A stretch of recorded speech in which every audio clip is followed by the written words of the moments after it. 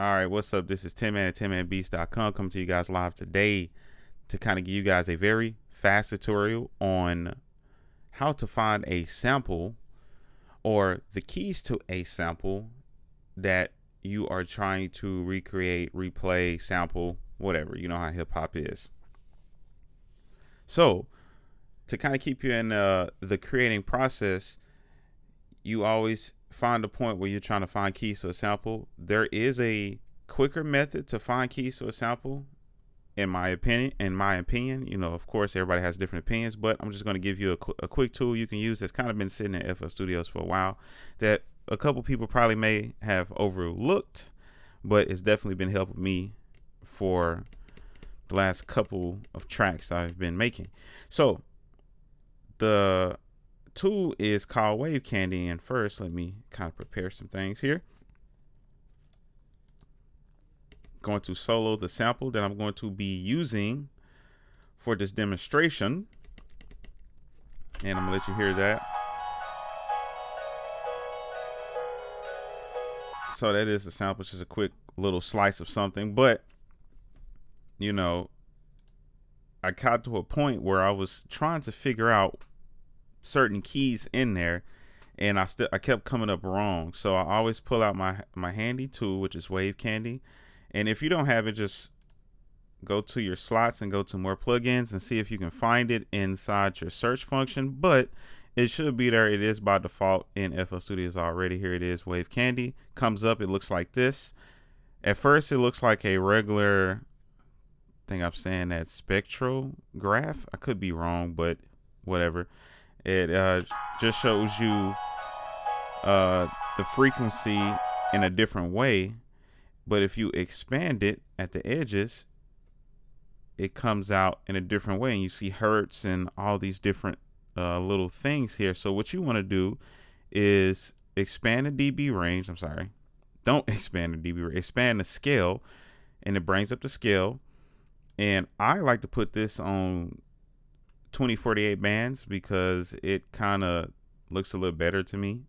And I turn the update a little bit down a little bit, or in this case it makes it a little faster. You can adjust it to your liking. It depends on the tempo of your beat.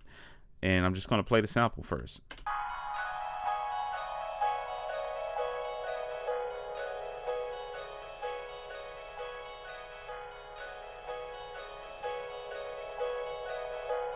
Sorry, I had the dB range too low. And as you can see, the dB range, you start to see where it detects that there may be a key at, and it's highlighting those spectrums or keys in this case where it thinks it's at. I'm going to slide this down a little bit so we can kind of see it spread it across the spectrum a little bit. That's a little better. And I'm going to turn and blur behind because I don't want all the noise in the background messing up everything. Make it a little bigger again. And I'm just going to let it play out.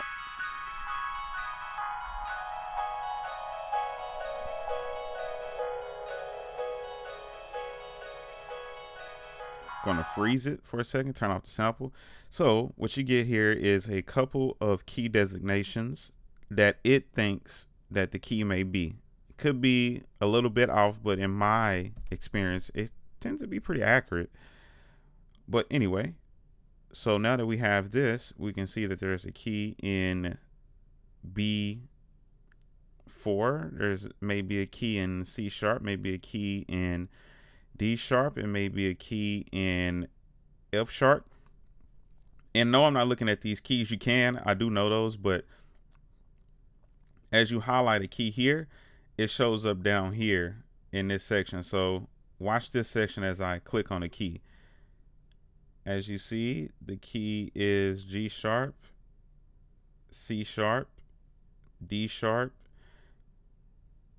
E, F sharp, G sharp, and you kind of starting to see that there's a pattern here.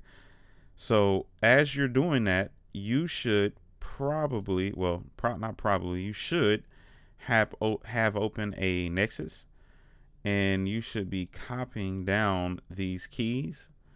That way you have them for your reference. Let me go into here. So we have a B, have a C sharp, we have a D sharp, and so on and so forth. So you copying out all the keys in the reference. That way you make sure that you're in the correct key when you're playing the sample.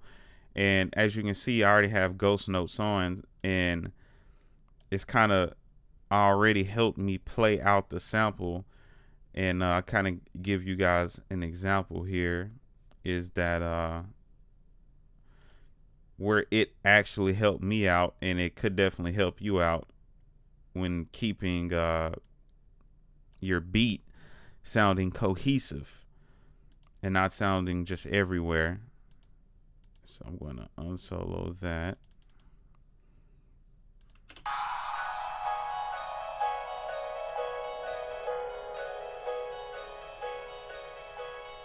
So basically, you know, once I find the bass and a couple of the piano keys, everything gets fine for me.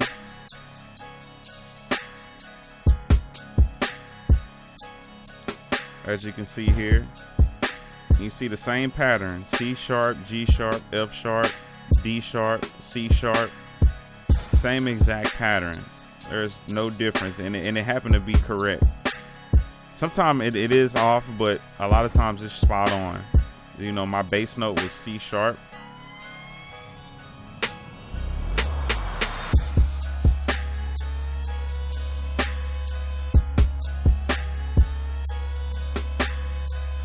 And some extra notes here: C sharp, another C sharp.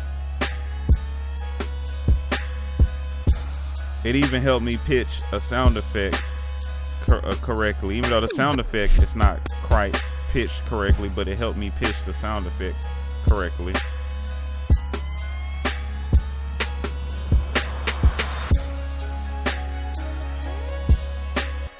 But yeah, this just a quick tutorial on how to use Wave Candy and how to make it effective for your use. You can use it on anything. You may just want to find one note. You may not want to even build a whole sample out of something, but it can definitely help you. And think about when you're using vocal artists and you can't quite find the note that they're singing in. Hey, just drop their vocals into the session, listen to it for a while, and see what key they're singing in.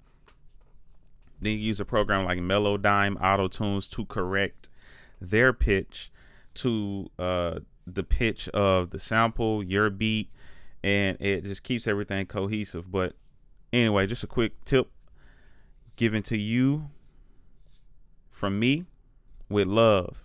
It's TinManBeats.com signing out.